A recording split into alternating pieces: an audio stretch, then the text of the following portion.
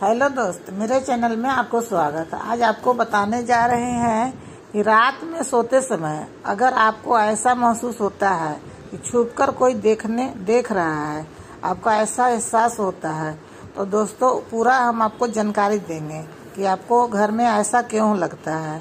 दोस्तों अगर आप नए हैं तो सब्सक्राइब कीजिएगा, लाइक कीजिएगा और शेयर कीजिएगा। दोस्तों रात में सोते समय क्या आपको भी होता है किसी को छुपकर देखने का एहसास? तो घर में हो सकता है वास्तु दोष। दोस्तों आप 5 चीज को घर से बाहर निकाल दीजिए। अभी हम जब बताएंगे तो आप जानकारी आपको मिल जाएगा, आप तुरंत हटा दीजिएगा। दोस्तों बता रहे हैं कि रात में सोते समय कभी कभी ऐसा लगता है कि कोई हमें छुपकर देख रहा है, या फिर हमें एहसास होता है कि कोई हमारे कमरे में है। आपको भी अगर रात के समय ऐसी विचित्र चीजें आभास होती है तो हो सकता है कि आपको घर में वास्तु दोष हो। ऐसे में आपको वास्तु दोष को खत्म करने के लिए घर से इन सभी चीजों को हटा देना चाहिए। दोस्तों जो हम आपको बताने जा रहे हैं, अभी तक आप लाइक नहीं किए तो लाइक कर दीजिए। अब वीडियो को अंत तक देखिएगा, तभी आपको पूरा जानकारी मिल जाएगा। दोस्तों कभी कभी ऐसा होता है कि हम रात में सोते हैं तो हमें लगता है कि कोई हमें छुपकर देख रहा है, या फिर कोई हमारे बिस्तर के आसपास भटक रहा है। रात में ऐसा आभास होना आम बात हो सकती है, लेकिन जब आपको हमेशा ही ऐसा लगे तो समझ लीजिए कि घर में नकारात्मक ऊर्जा है, आपके घर में हो चुका है, और अब आपको घर की नकारात्मक ऊर्जा को बाहर निकालने की खत्म करना बहुत जरूरी है। असल में घर में आई नकारात्मक ऊर्जा के लिए वास्तु दोष भी जिम्मेदार हो सकता है। आइए जानते हैं कमरे में रखी कौन चीजें हैं जिनसे वास्तु दोष का उत्पन्न हो सकता है। दोस्तों रात में सोते समय क्या आपको भी होता है किसी के छुपकर देखने का एहसास? तो घर में हो सकता है वास्तु दोष। ये 5 चीज आप घर से जरूर हटा दीजिएगा। दोस्तों पूरा वीडियो अंत तक देखिएगा। कमरे में पड़ा टूटा और बिखरा सामान वास्तु दोष का कारण होता है। दोस्तों ये भी एक कारण होता है। अक्सर घर में कोई तस्वीर, शोपीस या फिर कोई दूसरी चीज टूट जाती है तो हम इस पर भी ध्यान नहीं देते हैं। चीजें अगर कमरे में यूं ही पड़ी रहती है तो आपके घर में नकारात्मक ऊर्जा का वास हो जाता है। इसलिए आपके लिए अच्छा ही होगा कि आप इन चीज़ों पर ध्यान रखिए और जो खराब चीज़ें हैं उसको घर से बाहर निकाल दीजिए। दोस्तों और आगे भी देखिए वीडियो, पूरा जानकारी आपको देंगे।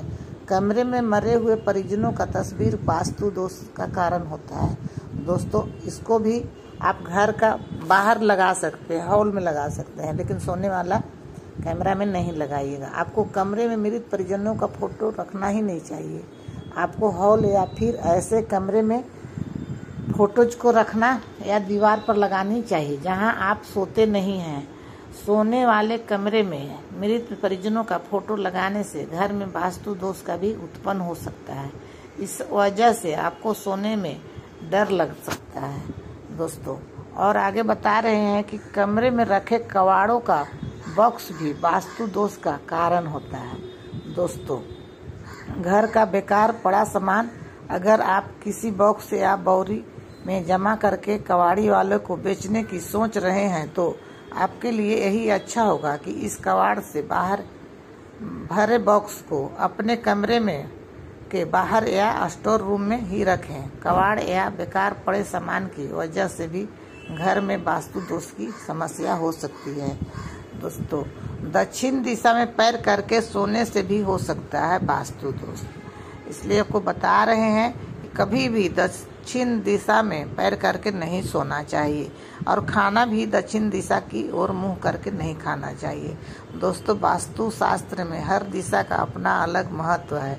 जैसे शुभ कार्यों के लिए पूर्व और उत्तर दिशा को सबसे उत्तम माना जाता है, वहीं धन से जुड़े हुए मामले के लिए उत्तर दिशा को अच्छा माना जाता है। दक्षिण दिशा को यमराज की दिशा माना जाता है। इसलिए किसी भी शुभ कार्यों के लिए दक्षिण दिशा की तरफ मुंह करके नहीं किया जा सकता है। सोते समय आपके पैर कभी भी दक्षिण दिशा में नहीं होना चाहिए। यह भी वास्तु दोष उत्पन्न होने का कारण होता है दोस्तों। और बता रहे हैं कि बंद पड़ी घड़ी से भी वास्तु दोष हो सकता है। आपके कमरे में अगर बंद पड़ा हुआ घड़ी है तो आपके लिए बेहतर होगा कि आप इन घड़ियों को समय रहते हुए कमरे से बाहर निकाल दीजिए या फिर ठीक करा लीजिए। इससे आपके घर में वास्तु दोष दूर हो जाएगा। आपको सोने वाले कमरे में बंद घड़ी नहीं रखनी चाहिए। खास तौर पर अगर आपके घर की दीवार पर कोई बंद घड़ी पड़ी हुई है तो उसे तुरंत हटा देना चाहिए दोस्तों। इस तरह से आपको जानकारी दिए। अगर वीडियो अच्छा लगा होगा तो लाइक कीजिएगा, शेयर कीजिएगा और कमेंट बॉक्स में ज़रूर लिखिएगा कि कैसा वीडियो लगा दोस्तों।